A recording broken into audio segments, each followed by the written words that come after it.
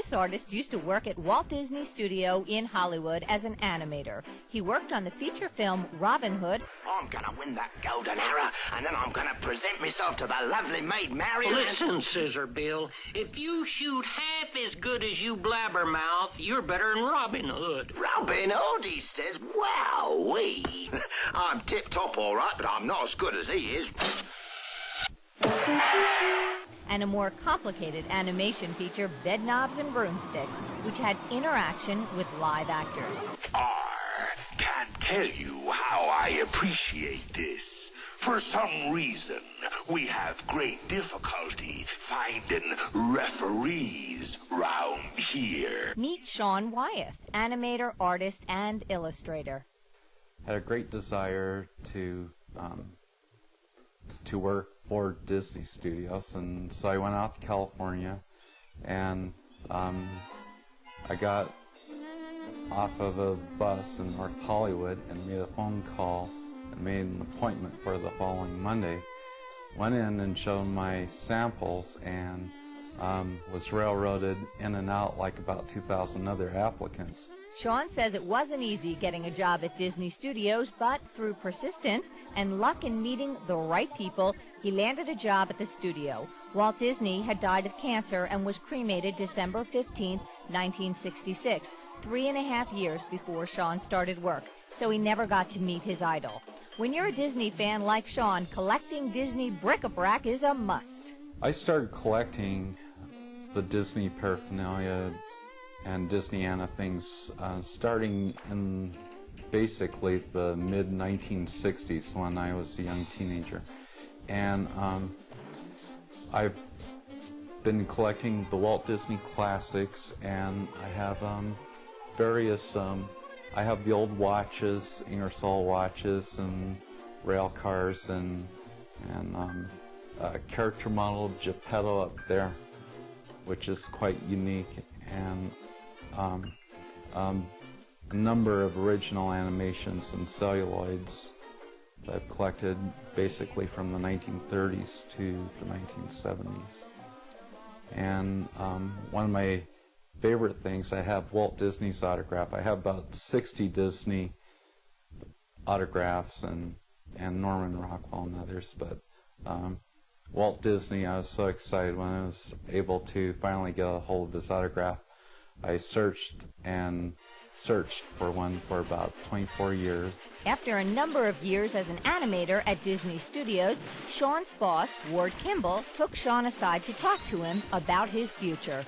After I was there for some time, advised me to go beyond Disney because he felt I had much more to offer than to be spending the next 40 years there. And admiring Ward Kimball, I asked him, well, you know, why did you stick it out for all this time? And he said, well, in the 1930s, during the Depression, there was nothing else. And so I had no other choice but to do this. He said, but you have the world open and free to you, so, you know, explore it and experience as many things as you can, but don't get trapped into a routine of any one thing, but just absorb as much of life and its experiences as possible. So Sean left Hollywood and studied to become an illustrator, and one of his teachers, Norman Rockwell.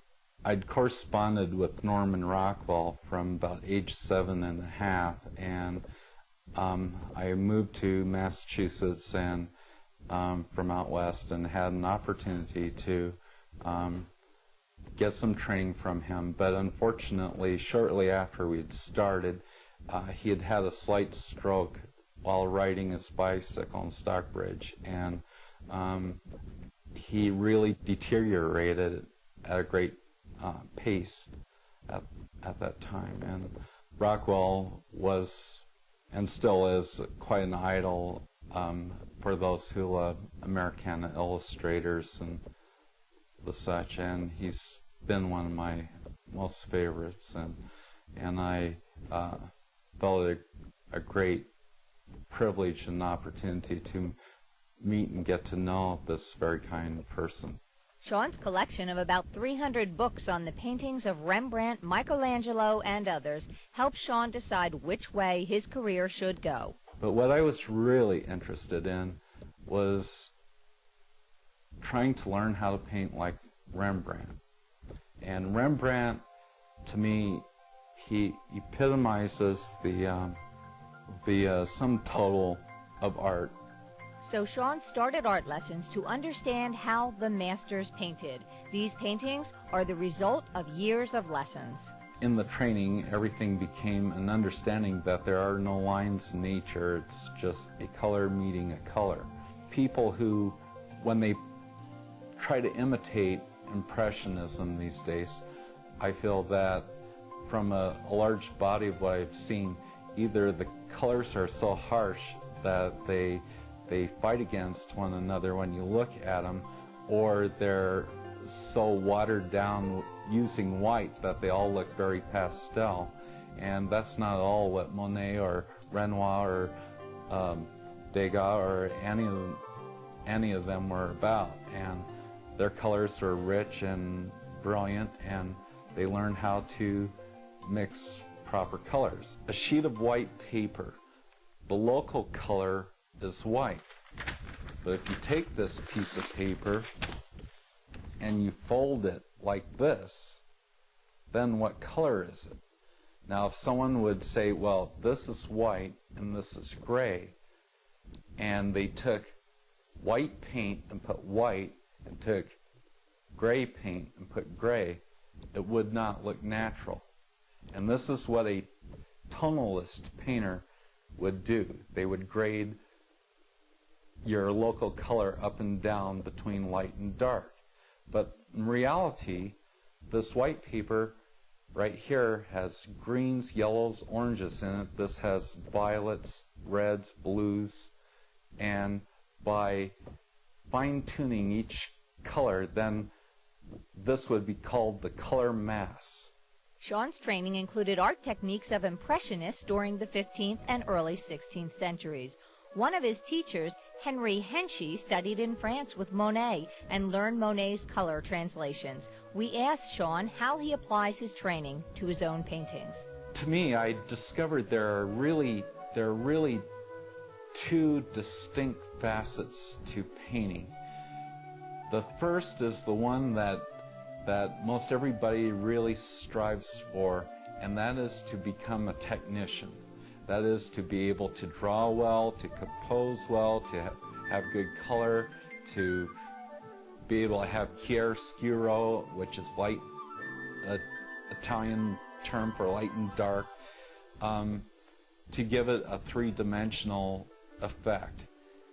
But once you get to that point, then the really great artists really let go. They let the brushes paint the pictures. They just hold it for the brush while the brush paints. You learn to, that leap of faith, to just let the brushes do the work and express those feelings and emotions that you have as you're going. Sean is such an accomplished artist, he was asked to restore paintings in a gallery in New York. Some of them very famous artists, some less known, but they were all very challenging, and I learned a great deal, because when I would have something, it would be severely damaged. You know, it was not my job to repaint the picture, but to correct and match up, you know, those points and aspects of the painting. And so I would get these things, these, you know, sometimes priceless objects, and clean them, and then commenced restoring them. And I did some 17th century Dutch artists like Adrian van Ostade and Jan de Kappel and stuff like that, and Henri Mantegna and Monet and others, that I learned how these people approached their painting and how they painted their pictures. And by having these things for good lengths of time, I could study them and apply those things that I learned into my own paintings. Sean, who sold his first drawing at the age of 6 and has had his first one-man showing of work at the age of 23, has his paintings all over the world. I have my paintings in quite a number of collections of prominent people and things. I have the Vengerski family in Germany and Austria. I have them in castles and huge estates. Various corporate people, movie stars like Kurt Russell and Bob Hope have things of mine, and Joe Flynn, and different libraries and some museums. None of the real big ones as of yet, but I'm not really, I'm not interested in being Mr. Show Business. I want to be a great painter, and so I lack a bit in that area to, you know, let those that want to be haughty and live that fast life go ahead. That has no appeal to me whatsoever. Sean does live a secluded life out in the country with his wife, Noelle Julia Ellis, an accomplished equestrian. We wish them continued success and thank Sean for letting us see a glimpse of how the masters created their priceless paintings.